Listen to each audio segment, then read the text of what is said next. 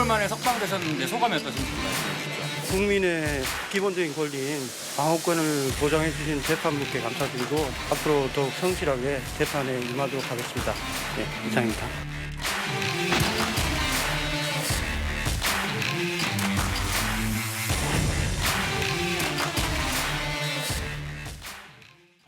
보신 것처럼 이재명 대표의 최측근으로 꼽히는 정진상 전 실장에 이어서 오늘 김용 전 부원장도 석방이 됐습니다.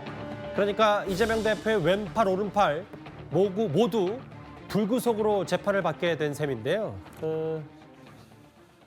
일단 재판부가 김용 전 부원장에게 조건을 단 것도 노돌 교수님 보니까 거의 많은 조건들을 걷고 이게 정 전 실장 때 사례하고 비슷하더라고요. 네, 1심 이래서 재판에서 구속 상태 재판할 수가 있죠. 불구속 재판도 있습니다만 구속 상태 재판하면 1심에서는 6개월 내에 재판을 끝내야 됩니다. 그 1심에서 6개월 내에 재판을 끝내지 못하면 석방을 해야 되고요. 석방 상태 재판을 해야 되는데 지난번 정진상 실장도 그렇고 김용 부원장도 그렇고 그리고 구속 만기에는 어차피 석방할 수밖에 없으니까 법원이 보석을 이제 허가하는 형태로 해서 보석을 허가했습니다. 이 내용들은 다 이제 그 형사소송법에 나와 있습니다. 예. 이런 조건들을 걸 수 있다. 특히 이제 뭐 보석 보증금을 내야 되는 것이고요. 사건 관련자들과 연락을 안 하겠다. 또 증거 인멸하지 않겠다. 이런 서약서를 작성하고 할 수 있는데 또 위치 추적 장치 부착은 이게 전자보석이라고 해가지고 최근에 법이 바뀌어서 예전에 없던 그런 장치들 하나 할 수 있도록 하는 뭐 그런 보석 안전장치가 있습니다. 그렇죠? 예. 네, 그렇습니다. 그래서 24시간 위치 추적이 되는 그런 상태고요. 아마도 이분들은 뭐 도망하거나 그럴 본인들 스스로 위치가 있기 때문에 그리고 현재 상태에서 혐의를 부인하고 있기 때문에 뭐 도망하거나 그럴 염려는 없다고 생각이 됩니다. 단지 문제는 뭐냐? 제3자를 통해서라도 사건 관련자들과 연락하지 않겠다. 이런 서약을 했다고 하는데 예를 들어서 전화를 하거나 다른 사람이 전화를 빌려서 하거나 그럴 수는 없지만 예.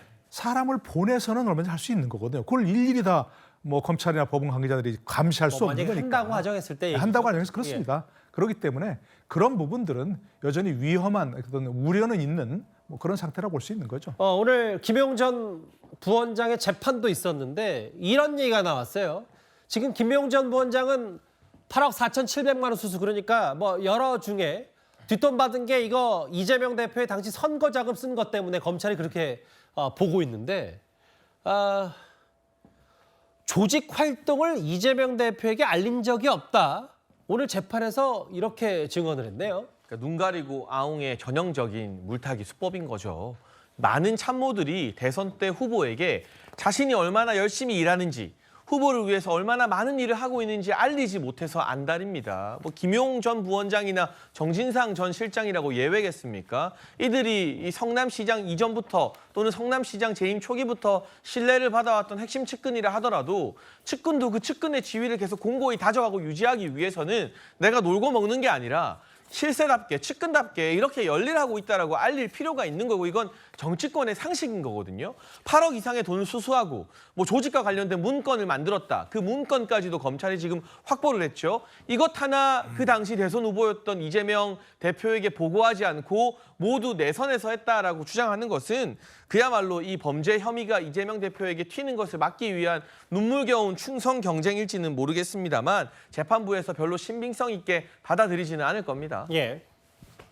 오늘 그 김용 공판 열린 거 이제 저는 뭐 직접 가지는 못하고 기사로 봤는데 굉장히 좀 깝깝하다 이런 생각이 들어요. 왜 깝깝하냐면 검찰이 좀 깝깝하다라는 건데 아하. 좀 디테일하게 말씀드릴게요. 아까 전에 앵커께서 말씀하셨다시피 지금 김용이 받고 있는 거는 2021년 4월에서 8월 동안 8억 4,700만 원, 8억 원 정도 받았다라는 거잖아요. 예. 오늘 근데 검찰이 물어본 거는 그 전인 2020년 10월에 아하.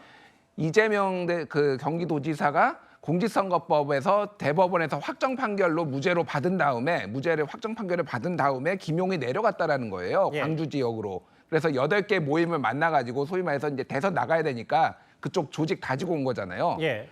가면 안 됩니까? 그러니까 가면 안 되는 거예요, 이게? 그리고 또 거기에 가가지고 식비 쓴 게 없다라고 얘기를 해. 불법으로 돈 봉투를 뿌린 거를 지금 물어보는 것도 아니고 예. 또 거기서 신용카드로 식비하고 그 기름값 쓴 게 안 나오네. 그러니까 김용이 거기서 그 사람들이 재워줬다 이렇게 얘기를 해요. 아하. 그러니까 뭐 모르겠습니다. 재워줬는지 안 재워줬는지 모르겠는데 그러면 거기에서 그 사람들 만나면서 얻어먹으면 안 됩니까? 그러니까 검찰이 핵심적인 거를 찾아내야 되는데 너 돈 받은 기간도 아니고 그 전에 가가지고 8개 모임을 왜 만나고 그거를 이재명 대표한테 보고했어 안 했어 이거를 지금 물어보는 거잖아요. 그러니까 보고 안 했다라고 했는데 뭐 안 믿어질 수도 있어요. 근데 보고하면 안 되고 안 하면 안 됩니까? 그러니까 이런 거 자체가 되게 다 격가지인 거예요. 그러니까 너희는 다 정치 공동체야, 운명 공동체야. 그런 것들을 너 사전에 했지. 이런 엉뚱한 얘기들만 지금 변죽만 울리고 있는 거예요. 핵심적으로 지금 그래서 8억 원을 어디서 며칠 내 받았는지 이 날짜가 맨날 바뀌잖아요. 4월 며칠에서 5월 3일로 또 바뀌고 지금. 그러니까 지금 검찰이 수사를 제대로 무능한 거예요. 그러니까 쉽게 얘기를 하면 지금 핵심을 찌르지 못하고 이 예. 사건의 본질에 다가가지 못하는 겁니다. 그러니까 그 전에 돈 받았다고 특정한 전에 가가지고 조직 짜지는 게 왜 문제입니까? 그러니까 그때는 도지사는 공직선거법 위반이 될 수가 있으니까 현직 예. 도지사에서 선거기간이 아닌데 그런데 그 측근이 같다라는 거 아니에요. 그러니까 이런 부분에 있어서 이거의 핵심을 지금 못 찌르고 있다라는 게 이게 좀 검찰의 무능함을 보여주는 거 아닌가 보여지고 저도 안 믿습니다.